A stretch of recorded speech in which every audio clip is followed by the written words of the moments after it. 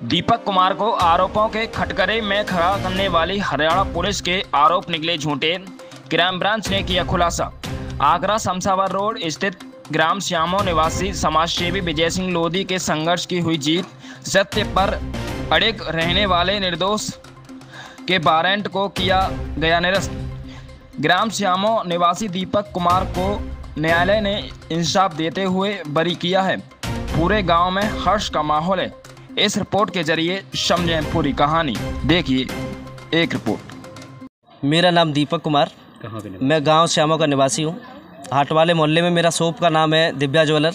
मेरे साथ 28/4/2024 को एक घटना हुई थी और उस घटना का नाम था कि एक महिला को लेकर के Haryana police sector 56 IO mister Chandan ji के द्वारा पुलिस के माध्यम से महिला को यहाँ लाया गया।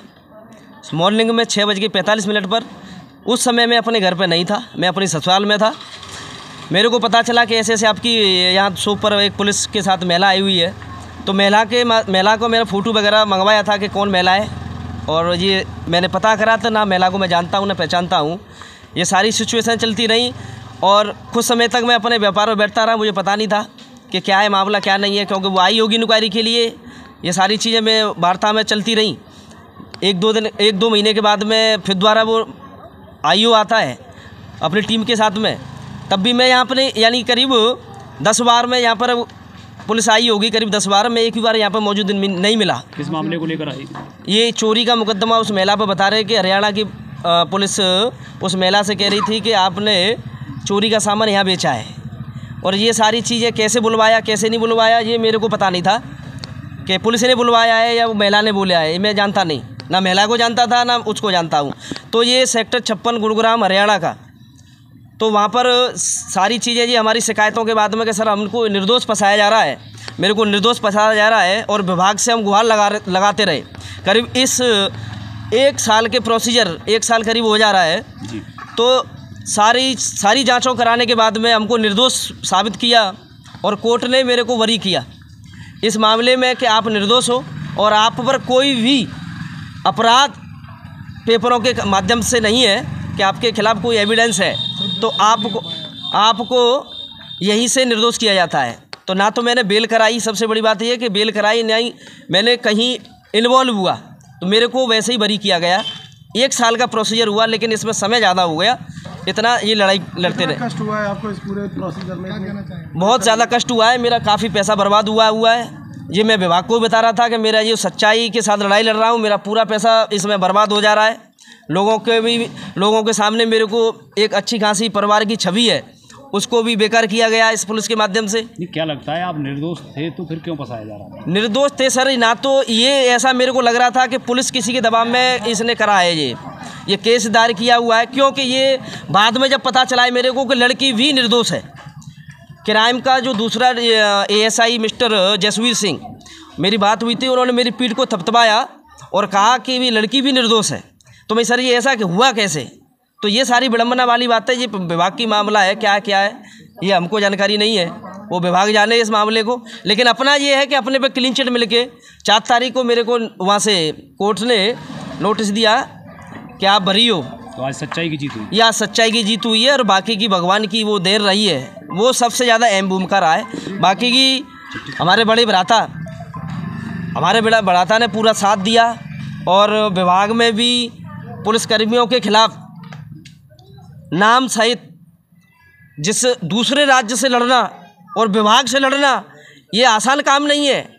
ये आसान काम नहीं है कि ये छोटा बड़ा काम है, ये बहुत बड़ा काम है, बहुत बड़ा। आदमी जीवन में सोच भी नहीं सकता ये इतना बड़ा काम है, क्योंकि घटना को अंजाम देना एक अलग बात है, लेकिन विभाग से लड़ाई लड़ना और विभाग के खिलाफ लोगों को नाम दे करके कि ये फलाना आदमी हमारे काम को नहीं होने दे रहा है, ये सत्य को नहीं होने दे रहा है, सत्य को दबा रहा है। तो बड़े भाई साहब ने पूरी लड़ाई लड़ी, और दिव्यांगता होने के कारण इससे कोई लेन देन नहीं रहा था। कॉन्फिडेंस इतना था कि विभाग पर भी हावी होना पड़ा, इसलिए क्योंकि हम निर्दोष थे। और सामने हमको किसी अधिकारी से बोलने में या चालने में डर वाला मामला नहीं था बिल्कुल। आपके रंग साबित होने के बाद में कैसा लग रहा है? अब मेरे को ऐसा लग रहा है कि अगर कैसी भी घटना हो जाए, आप अगर निर्दोष हो और सही हो तो आप अपने हक के लिए लड़ो और लड़ते रहो। को लेकर आज प्रेस वार्ता बुलाई है। मेरा नाम विजय सिंह लोधिया, समाज सेवी हूँ और ये प्रेस वार्ता जो बुलाई गई है, एक हरियाणा की पुलिस द्वारा यहाँ निर्दोष एक हमारे भाई को फंसाया गया था, जो वहाँ से बिल्कुल क्लीन चिट मिली है, उसके संबंध में एक प्रेस कॉन्फ्रेंस बुलाई गई है। जी, क्या था पूरा मामला, थोड़ा विस्तार से? पूरा मामला ये था कि हरियाणा पुलिस गुरुग्राम की पुलिस थी, थाना 56 की, और उसमें 156 केस नंबर है। तो एक महिला थी आरोपी आरती, उसको लेकर के पुलिस यहाँ पे आती है और मेरे भाई का ज़बरदस्ती से पुलिस द्वारा नाम दिलवा दिया जाता है कि यहीं पर ये माल बेचा है, 12 लाख का माल 10,000 रुपये में, तो हमारे भाई ने ख़रीदा है, जबकि ऐसा कुछ भी नहीं था। काय का माल था? सोने चांदी का। जी, तो हमने लगातार इसके लिए लड़ाई लड़ी, पुलिस से कहा कि भाई आप निर्दोष फंसा रहे हो, इसकी सही तरीके से जांच करो। हमारे क्षेत्र में सीसी कैमरे लगे हैं, सीसी कैमरों की जांच करिए, लेकिन पुलिस ने कोई भी ना तो सीसी कैमरे चेक किए। दूसरी तरफ ये है कि वहाँ का जो आईओ था चंदन सिंह, उसने कई झूठे भी मतलब वो लगा दिए कि हमने यहाँ पर रेड किए हैं, झूठी रेड दिखा दी। झूठी रेड के भी हमारे पास पूरे साक्ष्य थे। उसने दिखाया था कि अगस्त के महीने में हमने रेड किया है, जो कि 2 महीने का हमारे पास सीसी कैमरों का रिकॉर्ड। हमने जो है सक्षम अधिकारियों को दिखाया कि देखिए आपकी पुलिस ने कोई भी रेड नहीं की है, यहाँ पर भी ये झूठे साबित हो रहे हैं। इसी को लेकर के कई बार हम विभाग से लड़ाई लड़ते रहे, वो वहाँ पर से अपनी कार्रवाई देते और वो अपनी उसको दबा देते, तब भी हम उनका नाम लिख करके देते। इस बंदे ने, इस अधिकारी ने इस हमारी जाँच को गलत साबित करके रख दिया है। आज फिर कहाँ से आपको जैसे जीत मिलती है? जीत मिलती है हरियाणा से ही जीत मिलती है हमको। हमने इससे पहले भी अपने ताजगंज की पुलिस से भी जांच कराने की कोशिश की थी, तो ताजगंज की पुलिस ने भी अपनी जो रिपोर्ट लगाई थी वो बिल्कुल भ्रामक लगा दी। उसने कोई भी जांच को नहीं किया, उसमें भी इसको जो है गलत सिद्ध कर दिया था। लेकिन फिर भी हमने हार नहीं मानी। हम जो है वहाँ के एसीपी और डीसीपी और सीपी साहब से भी डायरेक्ट मिले थे, लेकिन उन्होंने भी सही तरीके से काम नहीं किया था हरियाणा पुलिस ने। फिर एंड में जाकर के हमने सीपी साहब से मिले, सीपी साहब से कहा कि भाई जब तक आप हमारी इस जांच को सही नहीं कराओगे तो हम यहाँ पे भूख हड़ताल पे मैं बैठ रहा हूँ। दिव्यांग हूँ मैं, लेकिन मैं अपने आप को दिव्यांग मानता नहीं, लेकिन आपके यहाँ ज़रूर बैठूंगा, क्योंकि 1 साल लगभग होने जा रहा है और 1 साल से आपने कोई भी निर्णय नहीं ले पा रहे हैं, तो मैं यहाँ पे भूख हड़ताल पर बैठ रहा हूँ। अगर आप जो है इसमें SIT नहीं कराते हैं तो SIT के लिए मैंने आवेदन दिया था, SIT उन्होंने फिर कराई। DCP क्राइम के लिए उन्होंने रिपोर्ट को सौंपा और उसमें टीम गठित की, जसवीर को IO बनाया गया। जसवीर ने सही तरीके से उसमें जांच की और जो पिछला जो IO था उसको चेंज किया गया और उस पर जो है कार्रवाई की गई है। और हमारे दीपक को बिल्कुल क्लीन चिट, ईसा गर्ग हैं वहाँ की मजिस्ट्रेट, उन्होंने क्लीन चिट दे दिया और अब बहुत अच्छा लग रहा है हम लोगों को। इस तरीके का अगर कोई प्रकरण बनता है तो डायरेक्ट ऐसी लड़ाई लड़नी चाहिए जिससे एक उदाहरण पेश हो सके। इस तरह की घटनाएं जो घटती हैं उसके पीछे क्या कहना चाहेंगे, क्या संदेश देना चाहेंगे आपकी, क्या करना चाहिए निर्दोष जो फंस जाते हैं? निर्दोष फंस जाता है तो उसके लिए लड़ाई लड़नी चाहिए। उसके लिए पड़ोसी लोगों को भी, मैं ये कहता हूँ, पड़ोसी लोगों को भी साथ देना चाहिए। ये महसूस नहीं करना चाहिए कि ये जो है दोषी है और जिससे हम हंस रहे हैं, ये है वो है, उसका हौसला बुलंद करना चाहिए। सत्य के लिए हमेशा सत्य के लिए लड़ना चाहिए, पड़ोसियों को उसका साथ देना चाहिए। इतनी लंबी कानूनी लड़ाई आपने लड़ी है, तो उसके लिए कितना अपने संघर्ष आपने झेला?